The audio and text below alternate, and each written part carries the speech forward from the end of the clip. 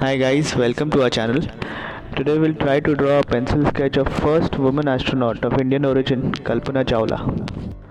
Let's go through the list of materials I've used for this particular sketch. A mechanical pencil, Staedtler Lumograph pencils 2B, 4B, 6B, 8B, white charcoal pencil. For blending I have used blenders, paper stamps, cotton buds and brush. For highlighting I have used Tombow mono eraser with round tip, a white gel pen and a kneadable eraser in some places. I've already made an outline for this particular sketch. We'll try to take up a tutorial at a further video regarding outlines specifically, which is the most important part according to me. So let's start. चालू करते हैं, देखते हैं कैसे बनता है। जैसे जैसे हम स्केच में आगे बढ़ते हैं मैं कोशिश करूँगा थोड़ा ब्रीफ डिस्क्रिप्शन देने के लिए। यूजुअली मैं ट्राई करता हूँ कि I start from the eyes. The reason behind it is मेरे को एक आइडिया मिल जाता है whether I am going right और नो।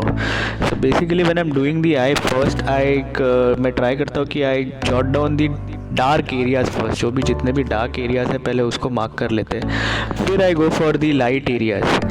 सो आइज़ का मेन थिंग इज़ आइज़ में कैसा है, रिफ्लेक्शन कैसे गिर रहा है, कहाँ है आपका प्यूपिल का एग्जैक्ट पोजीशन क्या है, उससे डिपेंड होता है कि उस आपका कहाँ देख रहा है उसके ऊपर। So that is a very important thing in I.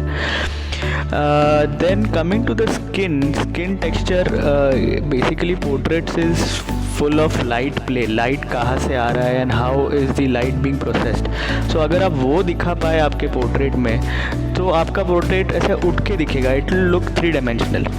So light and dark areas जो है that is very important to register and that is what we do. Then I usually go मैं ट्राई करता हूँ कि मैं hair पहले complete करूँ। इसका बेसिक एक रीज़न ये है कि जब मैं आइज़ करता हूँ तो उसके बाद I try to complete from top to bottom, ताकि व्हेन आई एम वर्किंग तो मेरा हाथ की वजह से नीचे का पोर्ट्रेट ख़राब ना हो। So I usually do the hair part. We'll take up a tutorial on how to make as the best hair as far as possible. तो बेसिकली अभी लाइट एरियाज़ को आप पहले से लाइट छोड़ सकते हो and just work around them around the dark areas, और यू कैन एक बेसिक एक शेड दे सकते हो and then you can highlight the white areas by using N eraser और नीडेबल इरेजर और something like that. Both techniques are equally good, it depends what you prefer, आपको कौन सा कंफर्टेबल है।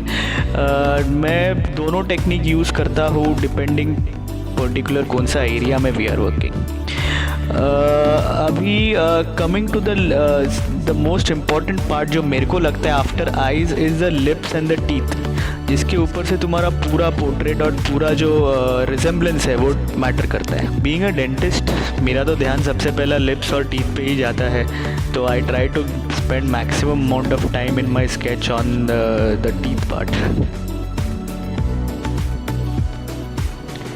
लिप्स और टीथ बनाने का बेसिकली टेक्निक ऐसा है कि मैं आपको एक बेसिक चीज़ बताता हूँ कि अपर लिप यूजुअली थोड़ा सा डार्क रहता है जब हम दिखते हैं as compared to the lower one, and the corners are the darkest as compared to the centre. तो when you are making the outlines तो सी टू इट दैट जो आप आउटलाइंस भी बनाते हो they should not be distinct, जैसे हम पहले बचपन में बनाते थे कि बाबा स्केच पेन से अपन ने आउटलाइन बना लिया और बीच में हम कलर भरते। सो दैट इज़ नाउ अभी वैसे थिंग्स नहीं वर्क करते। It is basically it has to be very gradual and it has to be very pleasant. तो there should be minimum outlines, जितना होता है उतना शेडिंग से ही हमको वो पूरा पार्ट अचीव करना है। सो इधर आप अगर ऑब्जर्व करोगे तो मेरा लिप्स का और टीथ का जो कॉर्नर्स है they are the darkest and slowly as it comes to the centre तो थोड़ा लाइट हो जाता है। एंड इवन दी टीथ का जो आउटलाइंस है they are not very defined, so उससे एक नेचुरल लुक आता है। सो ये एक मेरे हिसाब से बहुत इंपॉर्टेंट पार्ट है जो काफ़ी हम मैं भी मिस्टेक्स करके सीखा हूँ, but this is how things work. अब now when we are making the astronaut suit तो उसमें यहाँ पे शैडोज़ और जो पर्टिकुलर जो उसके क्रीजेज़ है वो बनाना बहुत इम्पॉर्टेंट है। If possible I will try to take up a tutorial on how to make this creases, कहाँ लाइट एरियाज़ होता है, कहाँ डार्क एरिया होता है और वो क्रीज कैसे रिप्रेजेंट करना होता है।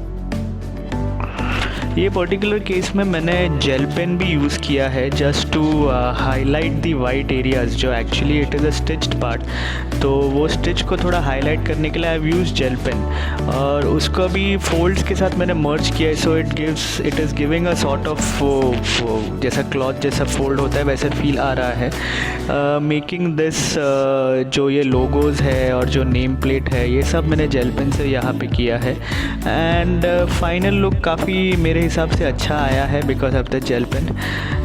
Let's see the final portrait कैसे आता है। Thank you friends, do like and subscribe for more such videos. Also do mention in comments if any suggestions and we'll catch you in the next video. Thank you.